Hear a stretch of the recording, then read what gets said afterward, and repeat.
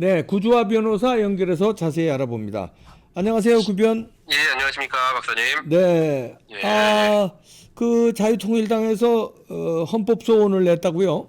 예, 그렇습니다. 네, 어떤 지금 겁니까? 공직선거법 규정에 의하면요, 네, 이 비례대표 후보의 경우에는 음, 50% 이상을 여성으로만 넣게 돼 있거든요. 네, 그리고 홀수 번호에는 또 무조건 여자를 넣게 돼 있습니다. 네, 근데 이게 사실상 군소정당들에게 굉장한 부담으로 적용되는 게 사실이에요. 어, 이게 취지는 여성의 국회의원 수를 늘리자라는 걸로 취지는 좋거든요. 취지 좋은데, 네, 취지 아주 좋은데, 저희가 생각하는 거는 그거예요.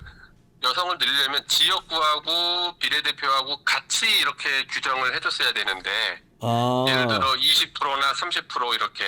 왜냐면 지역구가 지금 253석 대다수 아닙니까? 네, 그러면 제안을 해도 지역구에 먼저 하거나 아니면 같이 했어야 되는데, 예, 47석밖에 안 되는 비례대표에는 또 50이라는 참 극단적인 수치로 넣었어요.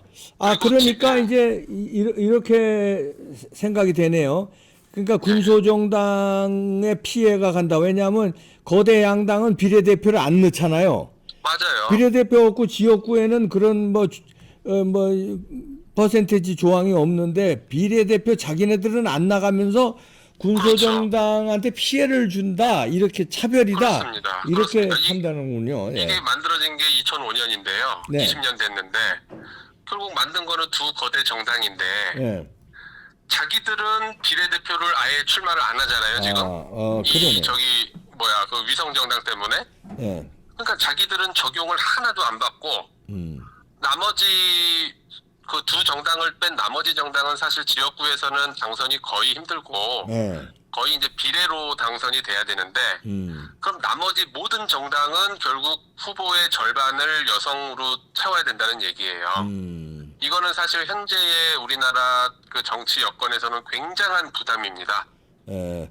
굉장한 부담이에요. 그러니까 이게 그 남녀를 차별하지 말자 이러는 건 좋은데 예, 이걸 예. 기계적으로 이 인원수를 몇 퍼센트 절반으로 맞추자 하면 여러 가지 논란이 있을 수 있는 게 그러면 초등학교 교사도 50대 50으로 남자 여자를 맞춰라. 뭐 외교관도 남녀 외무고시를 왜 50대 50으로 맞춰라. 사법고시도 50대 50으로 맞춰라 하면은 예, 예. 이게 그렇게 또 번져나갈 수 있거든요. 그러니까 제가 볼 땐 차라리 지역구를 차라리 한 30% 이렇게 하고 비례 쪽은 오히려 제한을 없애면 그러면 훨씬 더 여성의 참여가 높아질 거예요, 수치적으로. 아, 그러니까 이게 균형이 안 맞는다는 거예요. 지역구 쪽하고 비례 쪽하고. 아하, 예전에는 그 두 거대 정당이요. 네, 지역구도 나가고 비례도 나갔잖아요. 예.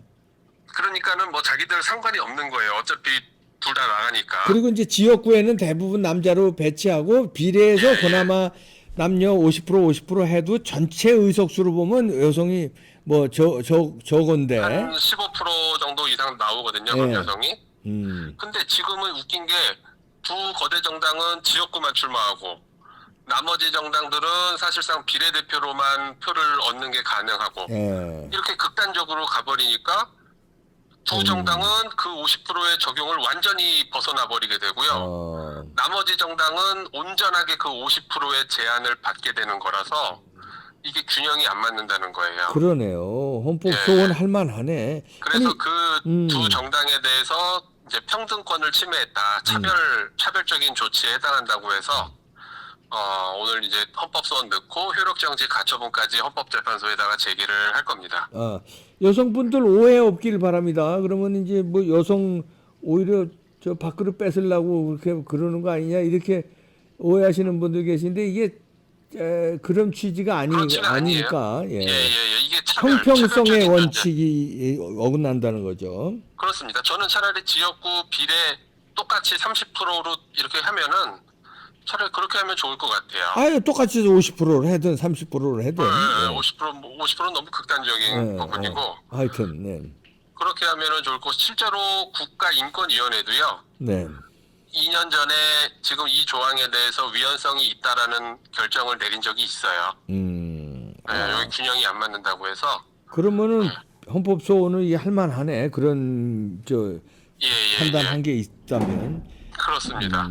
그래야지. 왜냐면 제가 왜 이런 얘기하냐면 그 아까 초등학교 교사 얘기했냐면 그 교사 임용 시험 있잖아요. 초등학교 교사 압도적으로 여성이 많아요. 그렇죠. 그런 걸 그렇죠. 갖다가 기계적으로 50대 50으로 나누어라 하면 이게 여성들이 반발할 수 있거든요. 그렇죠. 마찬가지로 간호사도 압도적으로 여성이 많은데 야 50대 50으로 기계적으로 맞춰라.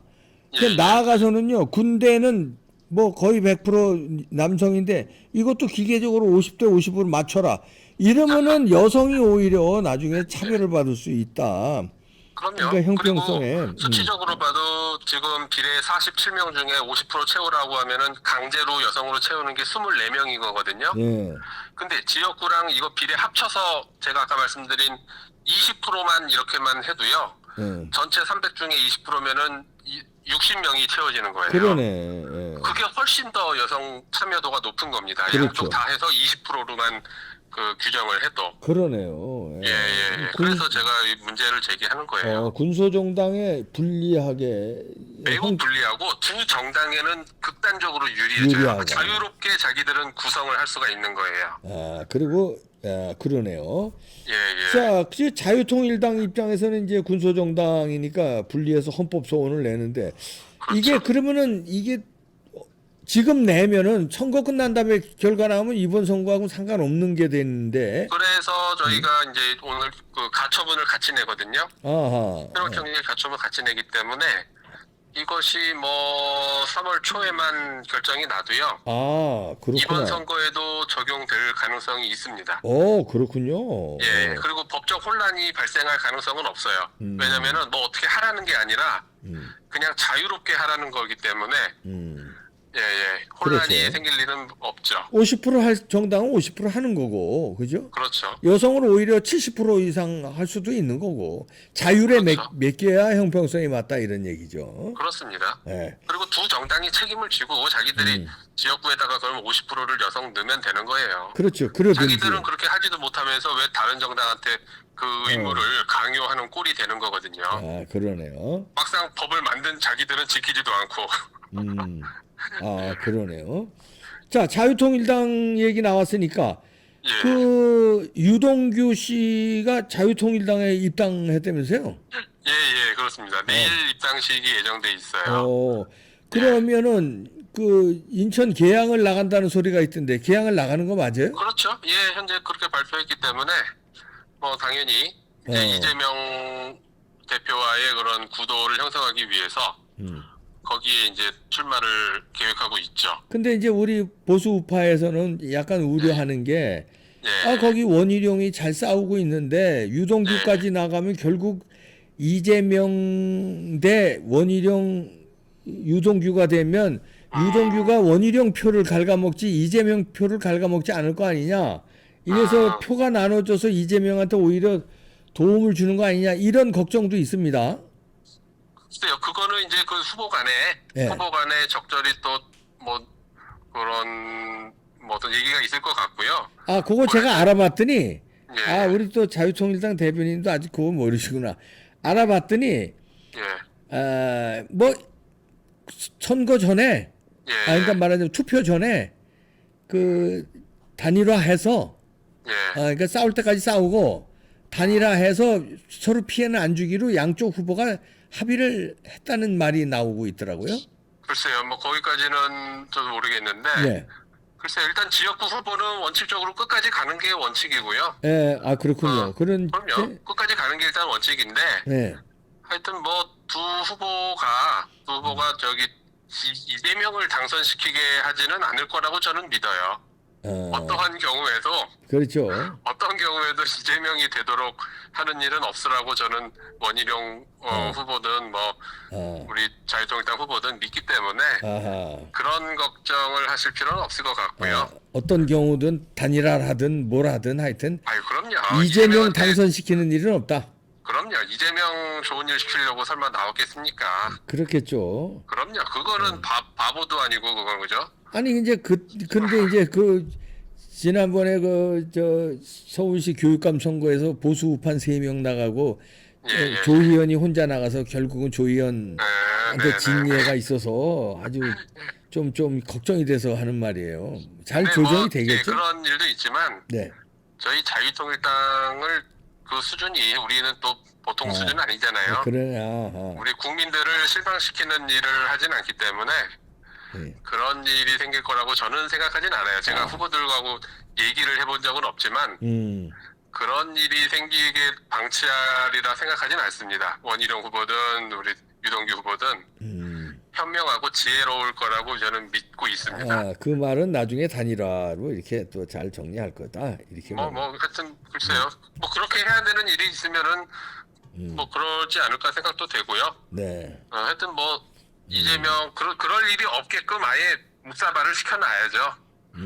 그런 일이 없게끔 아주 이재명을 아주 그냥 뭐 처참하게 처참하게 시켜도 삼자가 다 나가면 표라는 거는 유동규 표는 결국은 이재명 찍을 사람이 유동규 찍지는 않잖아요.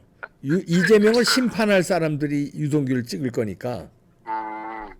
글쎄요. 하여튼 그 타겟팅을 어디로 할지 모르겠어요. 오히려 이재명 찍을 사람들이 그 얘기를 듣고서 유동규 후보의 말이 옳다 생각되면은 또 그쪽으로 갈 수가 있죠. 충분히. 아니 뭐 그렇지만 그거보다는 왜 반대표가 크면은 이게 역효과가 날 수도 있다는 거. 그건 이제 잘 조율이 된다고. 그럼요. 우리가 하여튼 그런 걱정은 안 하셔도 될 거라고 저는 확신하고 있습니다. 걱정 안 해도 된다는 거에 뉘앙스는 뭐 나중에 잘 정리가 될 거다. 이렇게 맞습니다. 믿어보겠습니다. 네. 좋은 일 시켜주지 않을 거예요. 이재명한테. 네. 네. 예, 구주화 변호사였습니다. 고맙습니다. 네, 감사합니다. 네, 감사합니다.